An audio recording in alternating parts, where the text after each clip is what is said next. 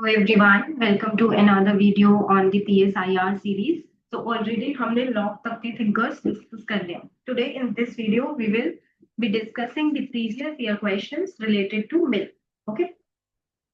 तो last 10 years में जो भी मिल से रिलेटेड पीवाईक्यूज आए हैं मैं वो यहाँ लेकर आई हूँ. उनके हैंड रिटन मॉडल आंसर्स मैंने बनाए हुए हैं, पॉइंट फॉर्मेट में बनाए हुए, पैराग्राफ में आप अच्छे से लिख के प्रैक्टिस कीजिए, कमेंट सेक्शन में पिन कर दीजिए तो हम उस पर आपको रिव्यू दे देंगे. So first question over here is all silencing of discussion is an assumption of infallibility. Okay. इसका मीनिंग क्या है? तो जेएस मिल जो थे, अगर देखा जाए, he was one of the greatest exponent of freedom of speech and expression.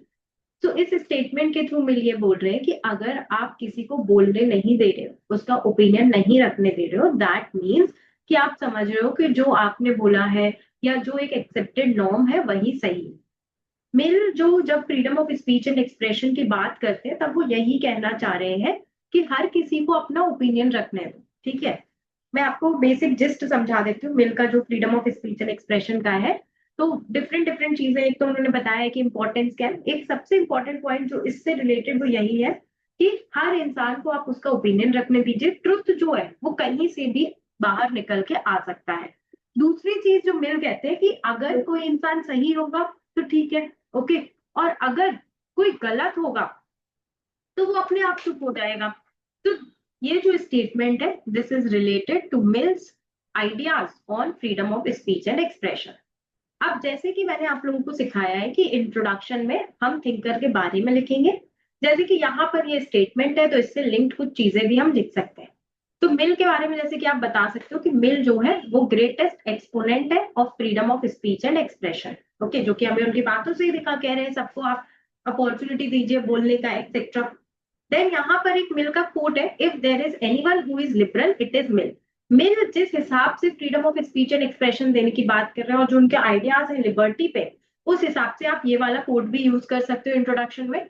You can also compare him with some other scholar like Locke. जैसे कि लॉक को हम फादर ऑफ लिबरलिज्म बोलते हैं. ठीक है, लॉक को फादर ऑफ लिबरलिज्म बोला जाता है. बट कहीं ना कहीं अगर हम लॉक का लिबरलिज्म देखें, it is focused more on possessive individualism and right to property. Where Mill है जिन्होंने सच में लिबरलिज्म को एक्सपैंड किया by talking about the concept of liberty, freedom of speech and expression. फिर मैं एक मेजर चीज आपको हमेशा बताती हूँ कि जो थिंकर का आप वर्क बताइए कि कहाँ पर उसका ये आइडिया मेंशन है. तो मिल का जो freedom of speech and expression है ये हमको उनके वर्क ऑन लिबर्टी में देखने को मिलता है. ओके, तो प्रीटी सिंपल. ठीक है, इस तरह से डी कोड करके लिखोगे, पार्ट्स में ब्रेक करके लिखोगे तो फिर इंट्रो आप अच्छे से सोच पाओगे. But let me be very clear, PSIR में स्पेशली थिंकर वाले आंसर्स पॉइंट फॉर्मेट में नहीं लिखते हैं. और इंट्रोडक्शन तो चाहे जीएस हो चाहे ऑप्शनल हो, हमेशा पैराग्राफ फॉर्म में ही लिखा जाता है. ये आंसर्स आपको समझाने के लिए मैंने ऐसे पॉइंट फॉर्मेट में लिखे हैं, बट आपको इनको पैराग्राफ फॉर्म में ही लिखना है. नाउ बॉडी में हम अपना वही स्ट्रक्चर फॉलो करेंगे. पहले हम एक बैकग्राउंड पैराग्राफ दे सकते हैं कि किस कंटेक्स्ट में मिल ने अपने ये आइडियाज दिए. तो Mill basically belong to 19th century Europe. उस टाइम पे यूरोप में फ्रेंच रिवॉल्यूशन, नेपोलियनिक वॉर्स, तो इस वजह से क्या हो रहा था वहां पे कंजर्वेटिज्म और सेंसरशिप बढ़ रहा था. अब freedom of speech and expression तो सेंसरशिप के अगेंस्ट ही बात करता है. तो इसीलिए मिल जो है अपने आइडियाज लेकर आए कि लोगों को अपना ओपिनियन रखने दीजिए आप. फिर मिल के ऊपर कुछ इन्फ्लुएंस भी था of the ideas of Voltaire, Rousseau, Locke और बेंथम. तो बेंथम का इन्फ्लुएंस था उनका यूटिलिटेरियनिज्म पे. तो इस तरह से इन आइडियाज से इन्फ्लुएंस होकर मिल ने अपनी theory the on freedom of speech and expression. इसमें जैसे कि मिल बोलते हैं कि जो फ्रीडम ऑफ स्पीच है वो एक सीक्रेट राइट है जो इंसानों को मिला है. जैसे अगर इसमें एक कंपैरिजन करें एनिमल्स वर्सेस ह्यूमंस, तो एनिमल्स जो है वो सिर्फ साउंड क्रिएट कर सकते हैं, they can not speak, they can not talk, है ना. बट ह्यूमंस के पास ये एक सीक्रेट राइट है. तो अगर कोई स्टेट लोगों को अपनी बातें नहीं रखने दे रहा है, that means you are treating humans as less than humans. Is it clear? ठीक है, समझ आ रहा है. चलो दूसरा, आप फिर जैसे मैं ये 1 2 3 लिखती हूँ ना, दैट मीन्स कि अब आप एक पैराग्राफ चेंज कीजिए. अब दूसरे आइडिया पे बात कर रहे हैं तो पैराग्राफ चेंज करके आप लिखिए कि मिल का जो freedom of speech and expression का आइडिया है इसको हम थ्योरी ऑफ डेमोक्रेसी से लिंक कर सकते हैं. जहां पर थ्योरी ऑफ डेमोक्रेसी के अंदर मिल कह रहे हैं दो तरह के फ्रीडम होने चाहिए. Freedom to act according to speech and freedom to form association, ताकि लोग मिलकर अपनी बातें रख पाए। नेक्स्ट पैराग्राफ से आप बताइए कि मिल कैसे बता रहे हैं what is the importance of freedom of speech and expression. तो क्या इंपॉर्टेंस है, एक तो ट्रुथ समझ सकते हैं, दूसरी बात मिल ने एक और लाइन बोली थी, no state becomes great by dwarfing its own people. तो अगर आप एक प्रोग्रेसिव सोसाइटी चाहते हो तो आप लोगों को मौका दीजिए बोलने का। देन मिल ऑल्सो सेड कि अगर आप tyranny of one over majority accept नहीं कर रहे हो तो आप tyranny of majority over one भी मत एक्सेप्ट करो, आप उस एक इंसान को भी बोलने दो, अगर उसका डिफरेंस ऑफ ओपिनियन है लेट हिम स्पीक, अगर कुछ गलत होगा तो वो अपने आप चुप हो जाएंगे, ठीक है। फिर ये जो ग्रीन कलर से लिखा है ये थिंकर के खुद के स्टेटमेंट्स है जो कि आप अपने आंसर्स में यूज कीजिए।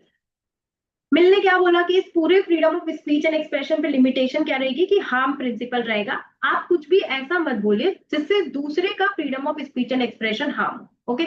इसका क्रिटिसिज्म है एक, जैसे कार्ल पॉपर ने दिया है कि अगर इस तरह से अनरेगुलेटेड टॉलरेंस होगा तो इनटॉलरेंट आइडियोलॉजीज डेवलप हो सकती है जैसे कि नाजी प्रोपोगेंडा।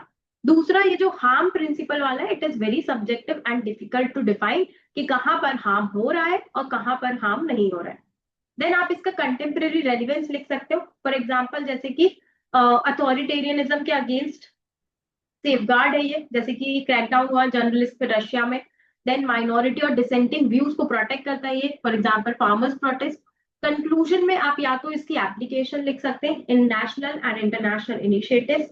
नेशनल जैसे कि RTI act freedom of speech and expression पे बेस्ड है। Internationally the international covenant on civil and political rights is again based on JS Mill's concept of freedom of speech and expression. या फिर एक और तरीका हो सकता है कंक्लूड करने का जहां पर आप अमर्त्य सेन के व्यूज दीजिए। तो अमर्त्य सेन कह रहे हैं कि public reasoning and freedom of expression are not luxuries, they are necessities for democracy and development, जो कि अगेन मिल के आइडियाज के साथ अलाइन करते हैं। तो ये कुछ एक दो तरह के कंक्लूजन है जो कि आप यूज कर सकते हैं। चलिए let us move on to the next question.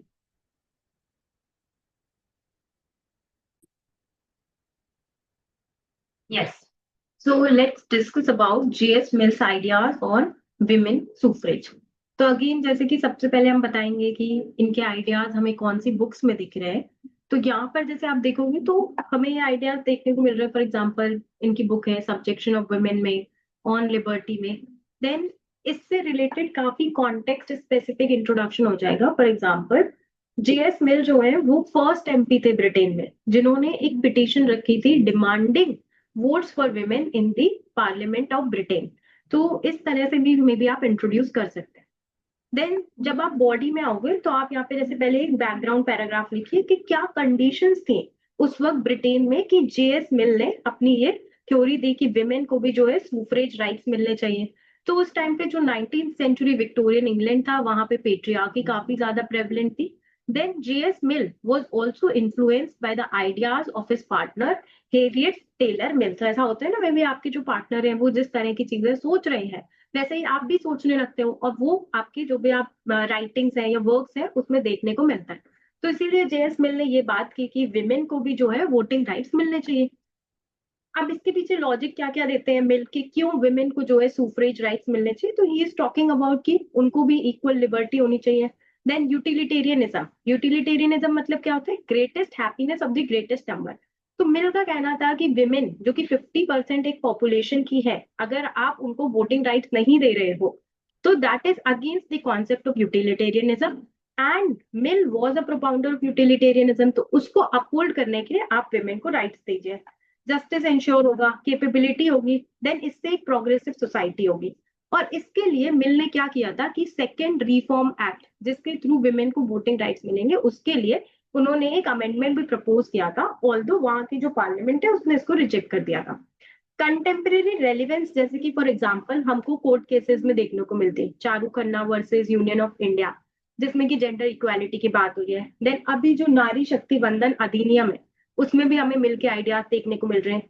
International level पे for example convention on elimination of discrimination against women SDG 5, इन सब में हमें मिल के आइडियाज देखने को मिल रहे हैं। बट हमेशा कोई भी जो थ्योरी होती है आप हमेशा याद रखना कि किसी भी थ्योरी के दो साइड्स होते हैं। तो इसका भी कुछ क्रिटिसिज्म है। फॉर एग्जाम्पल मिल जो बात कर रहे हैं विमेन राइट्स, विमेन को वोटिंग राइट्स देने की, ये बहुत ज्यादा बेस्ड है ऑन एक्सेसिव यूटिलिटेरियनिज्म। बहुत ज्यादा ये उस पर्सपेक्टिव से सोच रहे हैं कि it will ensure greatest happiness of the greatest number, rather than कि आप एक इंडिविजुअल राइट के बारे में सोचे। मार्क्सिस्ट क्रिटिक आप हमेशा लिख सकते हो। फॉर एग्जाम्पल मार्क्सिस्ट क्रिटिक कह रहा है कि सिर्फ पॉलिटिकल राइट देने से कुछ नहीं होगा, you should also talk about social and economic rights. Conclusion में हम जैसे लिख सकते हैं कि मिल के जो आइडियाज हैं, it laid down the foundation of modern liberal feminism.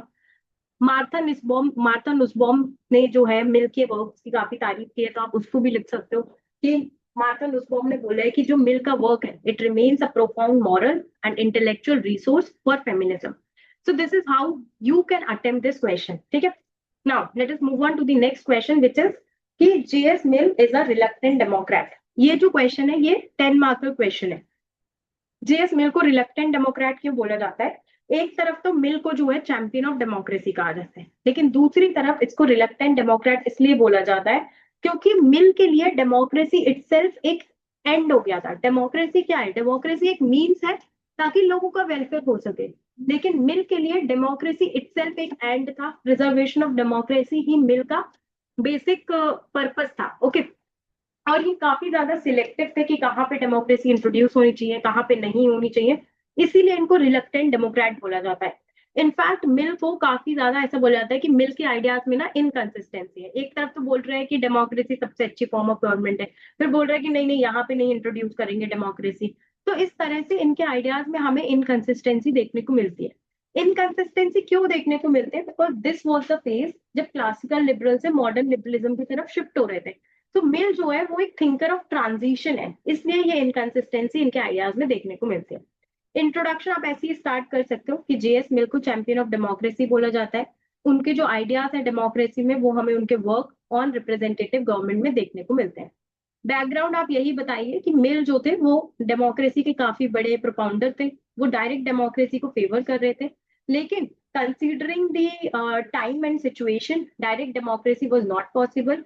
इसीलिए मिल ने बोला कि रिप्रेजेंटेटिव डेमोक्रेसी बेस्ट प्रैक्टिकेबल रहेगी। नाउ टॉकिंग अबाउट, अब हमें तो इस पे आना है कि कैसे मिल एक रिलक्टेंट डेमोक्रेट थे। तो उसमें हम बताएंगे कि मिल जो थे वो फियरफुल थे about the future of democracy, और वो हमेशा डेमोक्रेसी को प्रिजर्व करने की बात कर रहे थे। ही डू नॉट वांट कि, मतलब वो चाहते थे कि लोग जो है वो रेडी हो डेमोक्रेसी के लिए, तभी हम कहीं पर उसको इंट्रोड्यूस करेंगे। ये व्यूज हमें काफी ज्यादा सिमिलर लग रहे हैं मैकियावेली से, who again talked about civic republicanism. तो मैकियावेली से भी आप इसको यहाँ पर कंपेयर कर सकते हैं। देन मिल टॉक्ड अबाउट कि अगर सोसाइटी डेमोक्रेटिक नहीं है तो वहां पर डेमोक्रेसी नहीं इंट्रोड्यूस करेंगे। रादर वहां पर ही talked about benevolent despotism, and in this way he rejected the introduction of democracy in colonies. Mill का कहना था कि जो बेनेवोलेंट डेस्पोटिज्म है it is best for barbarian. इसको आप कंपेयर कर सकते हो विद प्लेटोज फिलोसोफर किंग। और अब देखो अगेन यहाँ पे आपको जब क्रिटिसिज्म करेंगे ना तो दोबारा से इनकंसिस्टेंसी दिखेगी, क्योंकि डेस्पोटिज्म जो है वो कभी बेनेवोलेंट नहीं हो सकता है। ओके, फॉर एग्जांपल अगर हम इंडिया में देखें तो ब्रिटिशर्स जो थे वो हमेशा हमारी इंडिपेंडेंस को पोस्टपोन करते रहे। So this is again inconsistent. Then he also went for weighted voting, proportional representation, strengthening of upper house, जो कि अगेन वेटेड वोटिंग ये सब डेमोक्रेसी के कॉन्सेप्ट के अगेंस्ट जा रहा है। इसीलिए हम मिल को रिलक्टेंट डेमोक्रेट बोलते हैं।